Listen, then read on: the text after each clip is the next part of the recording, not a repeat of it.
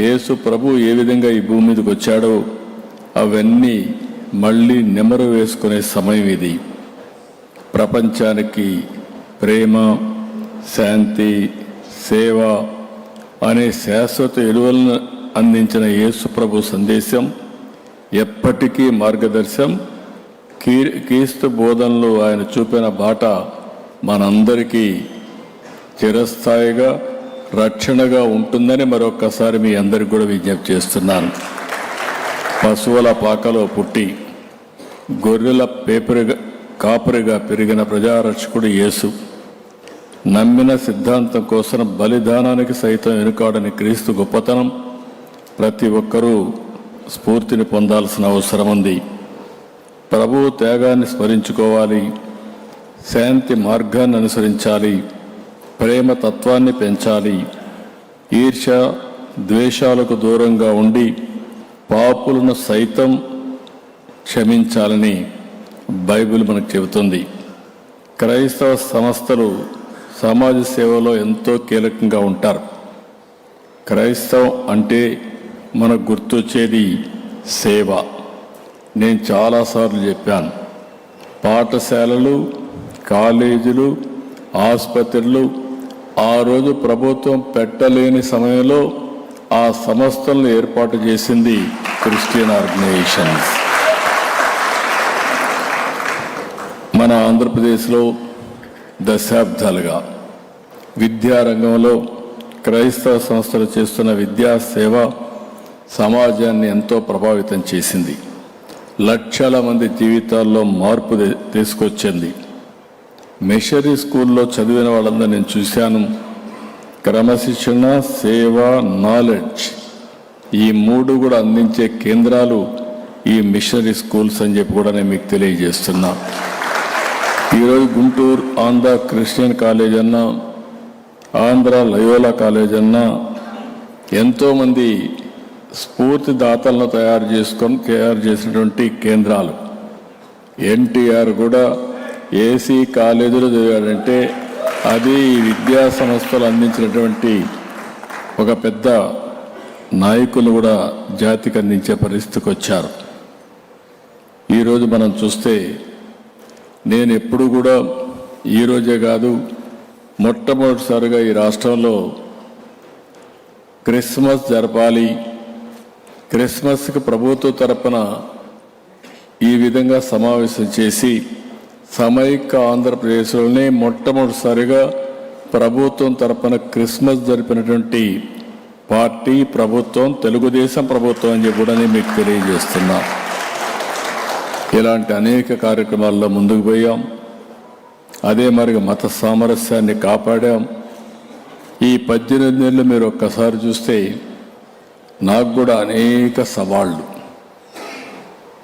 1924 ఇప్పటికి నేను 4వసారి ముఖ్యమంత్రి నాకు కొత్త కాదు. కానీ ఆర్థిక వ్యవస్థ చూస్తే మొత్తం చిన్నాభిన్నం అయిపోయింది. నేను ఎంత లోతుకు పోతే అంత అన్ని ఎక్కువ సమస్యలు కనపడొస్తున్నాయి. ఒక వ్యక్తి కొంతవరకు విధ్వంసం చేయగలుగుతారు, కానీ ఇలాంటి విధ్వంసాన్ని నా జీవితం నేను చూడలేదు, మళ్ళీ చూస్తానని కూడా నేను అనుకోవడం లేదు. అంత విధ్వంసం జరిగింది. అయితే మీ అందరి దయ వల్ల నేను ఒకటే ఆలోచించా, మనో సంకల్పంతో ముందుకు పోతున్నా. మీరందరూ కూడా సహకరిస్తున్నారు. ఇటుక పేర్చుకుంటూ 18 నెలల్లో నిలదొక్కునే పరిస్థితికి తీసుకురాగలిగామని చెప్పి కూడా నేను మీకు తెలియజేస్తున్నా. అదే సమయంలో ఆ రోజు నేను చెప్పాను సూపర్ 6 ఇస్తామని. ఈరోజు అందరిలో పేదవాళ్ళు ఉన్నారు. క్రిస్టియన్స్లో కూడా ఎక్కువ పేదరికం ఉంది.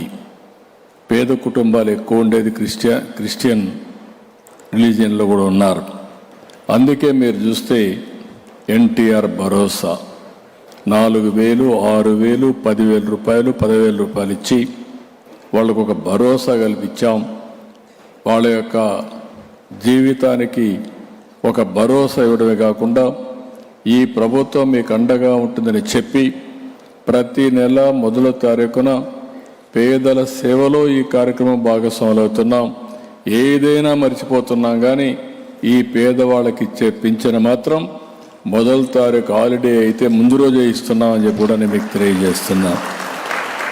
ఇంకొక పక్క తల్లికి వందనం, పిల్లల భవిష్యత్తు కోసరం, అన్నదాత సుఖీభవ, రైతు సంక్షేమం కోసరం, స్త్రీ శక్తి, ఆడబిడ్డలు తిరగాలంటే స్వేచ్ఛగా ఎక్కడ తిరిగినా ఏమాత్రం కూడా ఇబ్బంది లేకుండా చేయడం కోసం ఉచిత రవాణా సౌకర్యం ఏర్పాటు చేశాం.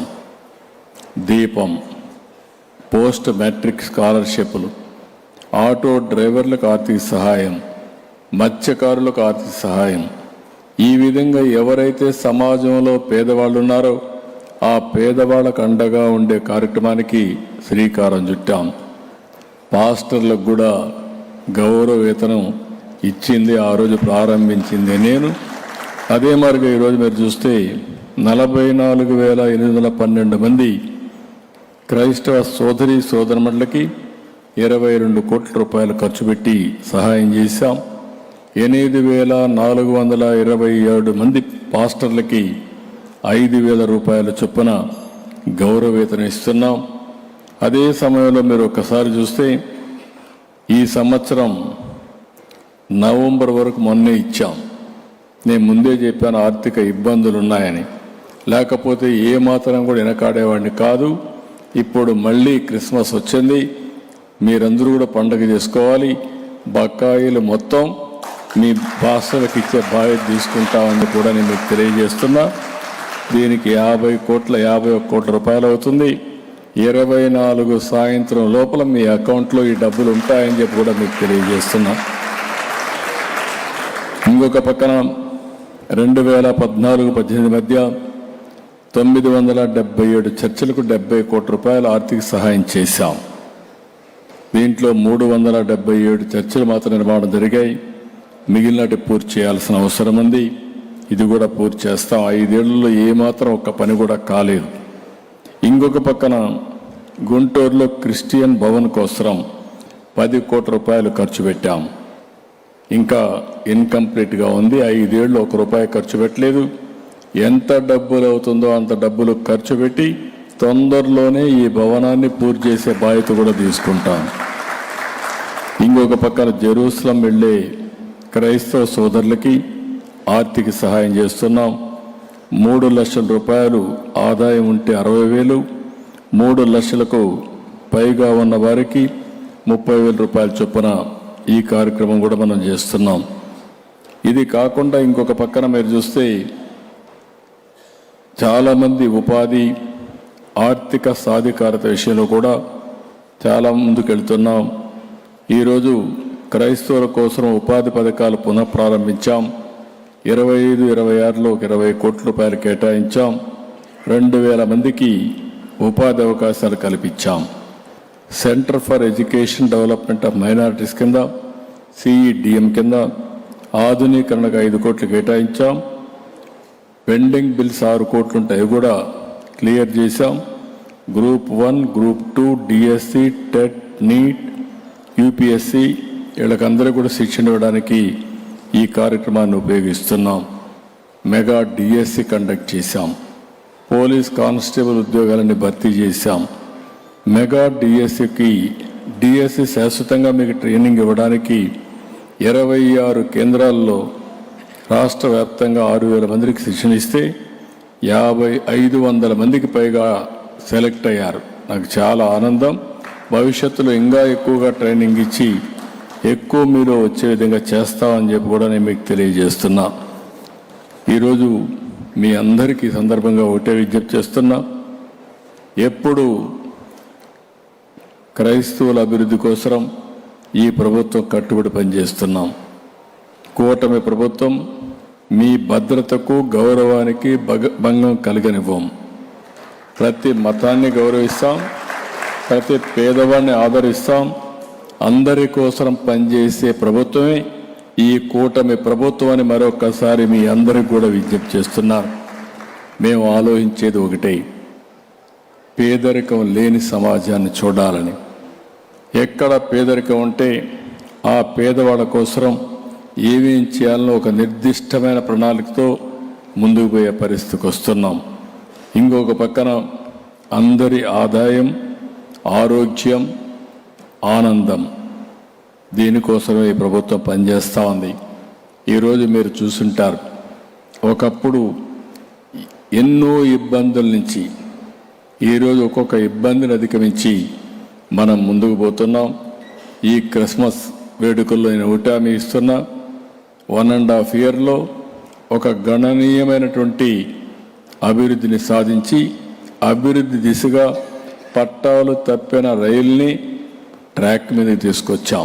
ఈ విషయం మీరు గుర్తుపెట్టుకోవాలి. ఇంకా రాబోయే రోజుల్లో ఇంకా ఏ విధంగా ముందుకు తీసుకుపోవాలో ముందుకు తీసుకెళ్తాం.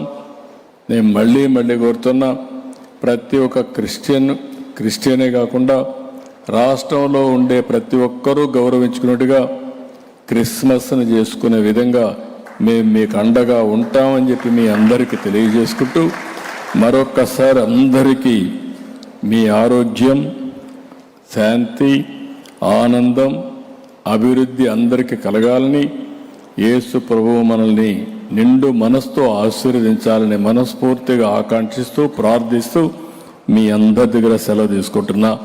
Merry Christmas, happy Christmas, happy new year.